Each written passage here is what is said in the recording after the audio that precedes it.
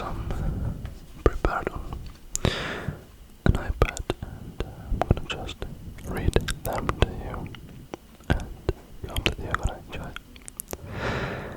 These are 10 true scary stories that will send shivers down your spine. I don't know if I'm gonna be, if I will read all 10 stories, but I will try to read some of them, okay? Alright. So I got the protein shake.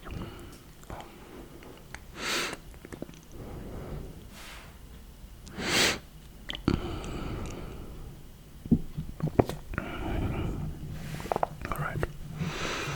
So the first story is called The Dog Door by Megan. Let's go. Shortly after my son was born, my then husband and I bought a 100-year-old house for our expanding family, which included the 3 of us and our medium-large dog.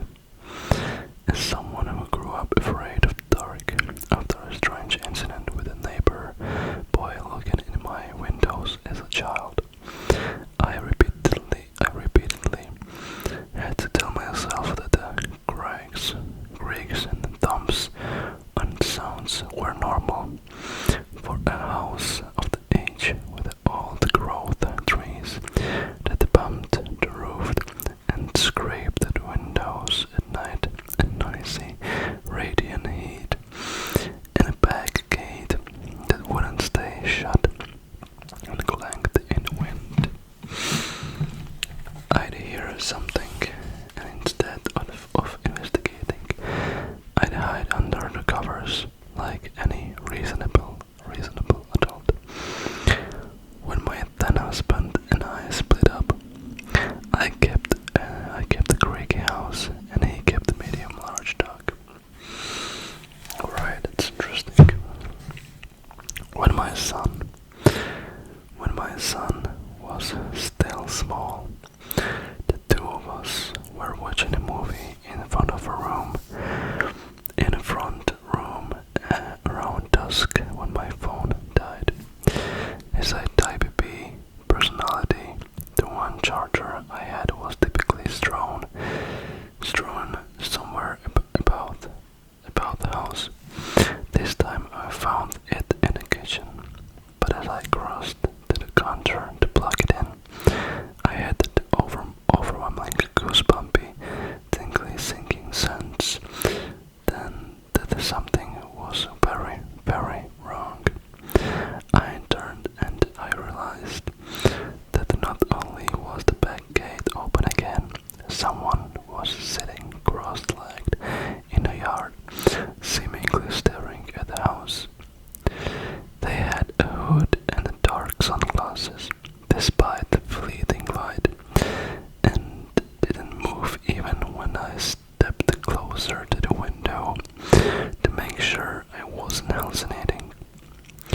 They remained eerily motionless when I was certain they could see me, and still even when I was pretty sure they could see them, I had seen them. I quickly locked the back door, grabbed my phone and my charger, and headed into a dining room to my laptop, where I sent the first person I could see online a message that someone was sitting in my yard, staring at my house, and that my phone was dead, and to please call the police if they didn't hear from me in a few minutes. I assumed whoever was in the yard would leave once sighted, but nevertheless waited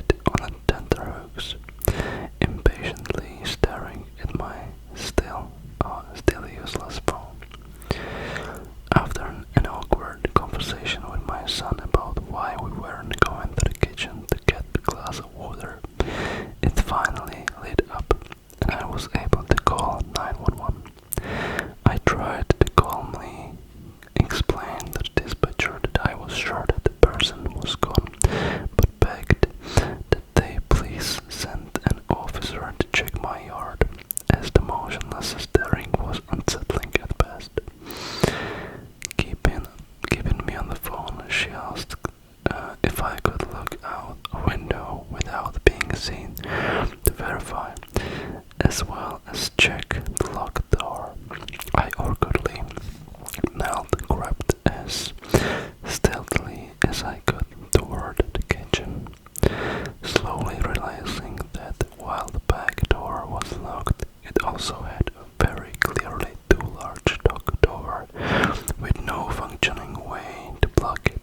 Panicking, I stood slightly in an attempt to scan the yard and came face to face with a hood and sunglasses staring down at me through the window.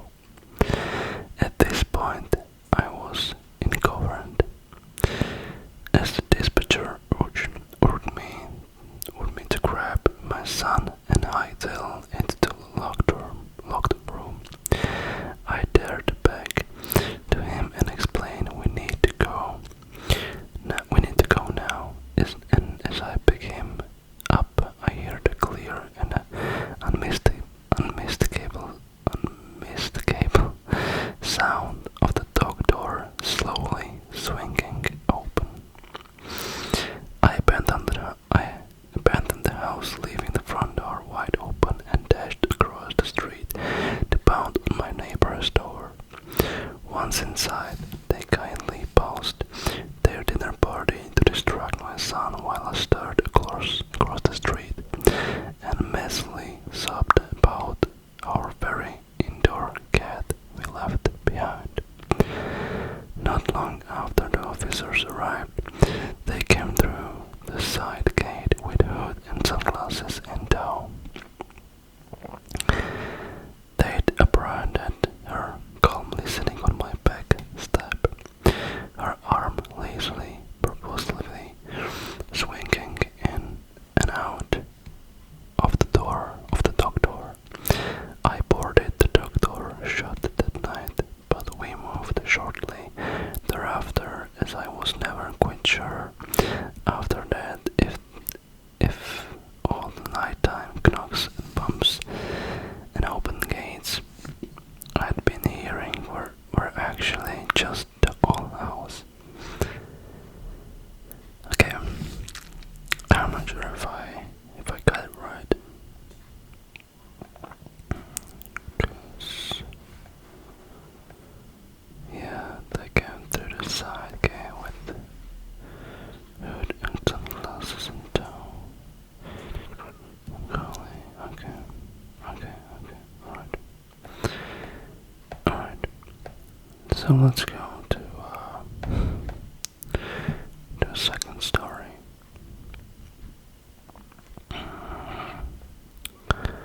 Please Just Go by Cloud Dancing Texan. Okay, let's go.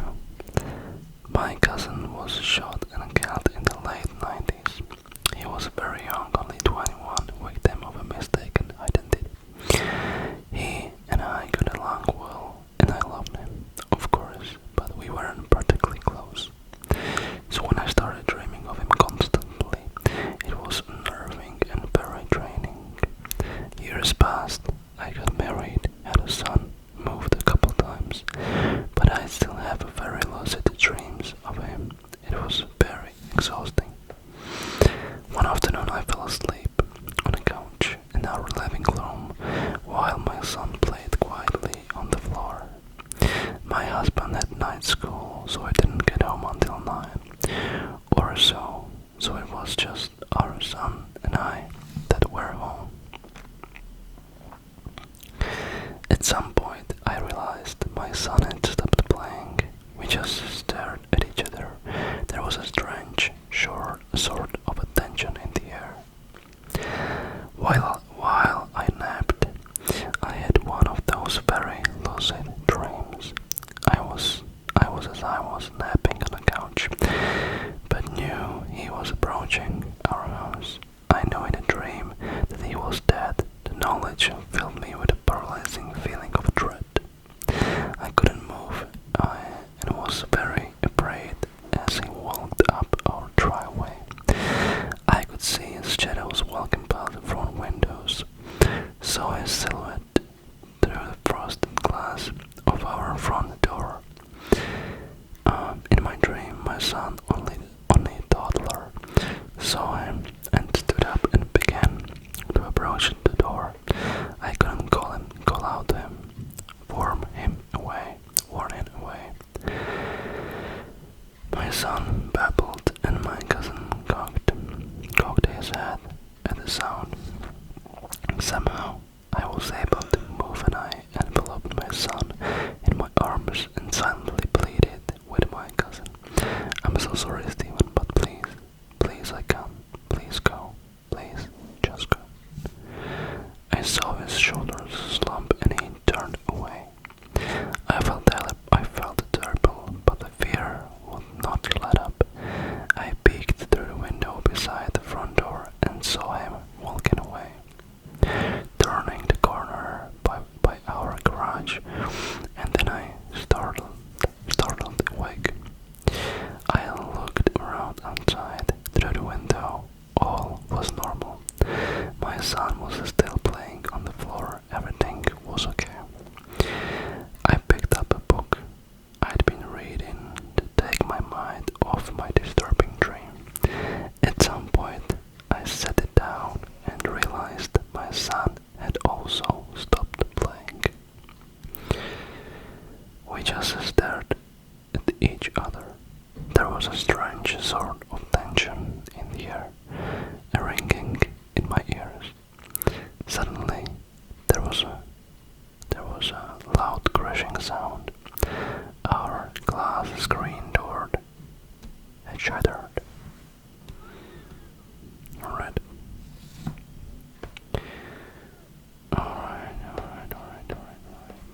Interesting.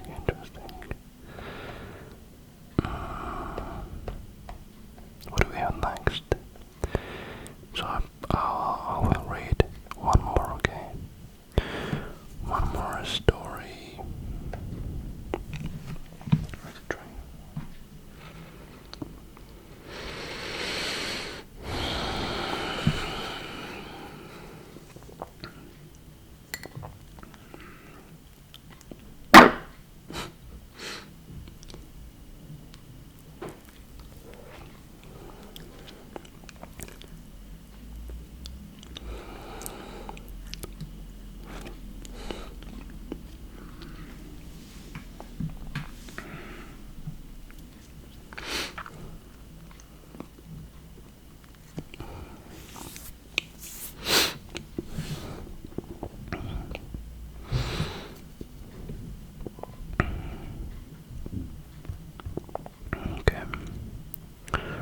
So,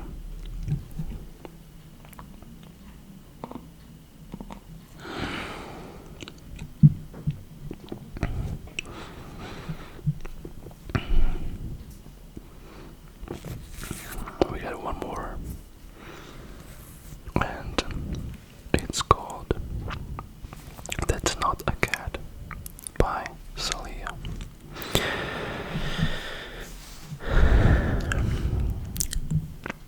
My rural neighborhood is home to a large feral cat population,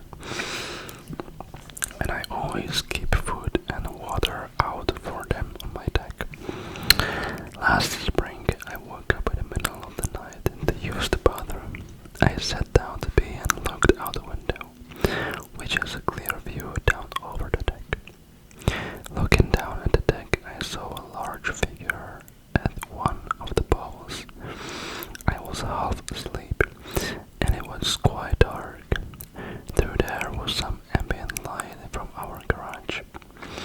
And at first, I thought it was a raccoon, or a giant skunk, or maybe even a coyote. Then, with the most skin-crawling sense of horror, I realized it was a human man crouched on all fours, eating cat food out of the bowl with his mouth.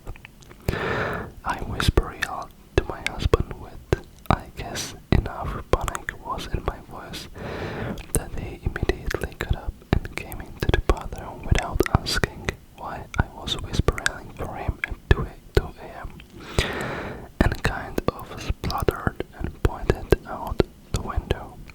He looked out and I could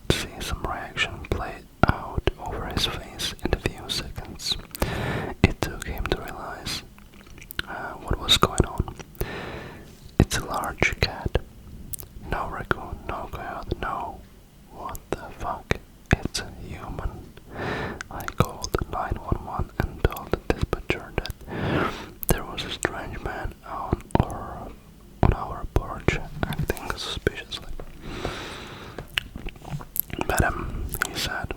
What do you mean suspiciously? I told him there was a guy